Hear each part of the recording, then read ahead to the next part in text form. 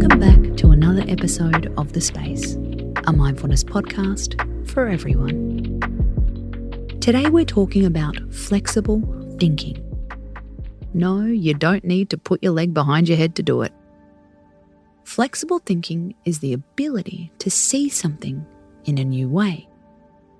According to experts, it goes hand in hand with real-life learning. When we're rigid in our thinking, we make a decision or find an opinion and stick with it forever. When we're flexible, we're always open to new ideas, learning and evolving. And it has a ton of benefits. The future belongs to the elastic mind. This is according to physicist Leonard Mlodinow, author of the book Elastic. We need elastic thinking to cope with the rapid change of society, he says. So, what does that mean? Here's Leonard's list. We have to be willing to rise above conventional mindsets, to reframe the questions we ask, to be open to new paradigms. We have to rely as much on our imagination as logic. We have to generate a wide variety of ideas. We have to welcome experiments. We also need to tolerate failure. Okay, great. Well, that sounds like a lot. How are we going to fit all that in? The good news is, we can all get more flexible in our thinking. It takes practice, but it will be worth it. You'll have your legs behind your head before you know it. Well, metaphorically, of course. Step 1. Step out of your bubble. Like it or not, we have a tendency to surround ourselves with people who are similar to us.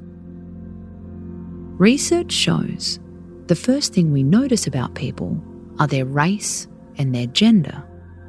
That's a tough truth to swallow. Thinking about your friendship group, the people you gravitate to, the people you follow on socials. Have you created a bubble? You can whisper it. Maybe. The bubbles we create restrict diversity of thought. This is according to executive coach Bonnie Marcus. In the workplace, it restricts our ability to be a leader. In our personal lives, it stops us from embracing new experiences. How can you start to expand your bubble? It starts with becoming aware of your bias and then pushing back on it. Step 2. Think 2 versions of every thought, especially if that thought is negative. We'll give you an example. Your best mate hasn't texted you back. Version 1, I've offended them. They hate me. Version 2, they're waiting until they get a chance to phone me. Here's a workplace example. You got passed over for a promotion. Version 1, I'm a failure, I'll probably get sacked soon. Version 2, they've got my best interest at heart. They know I'm not quite ready, but they're nurturing me for great things. This is the basis of cognitive behaviour therapy. Your thoughts do lie to you, very often in fact. We have a choice whether to accept them or challenge them. Step 3. Embrace the hearty debate. This is very different to a blood-boiling argument. Any passionate debate can be exhilarating for all parties if you come from curiosity not aggression.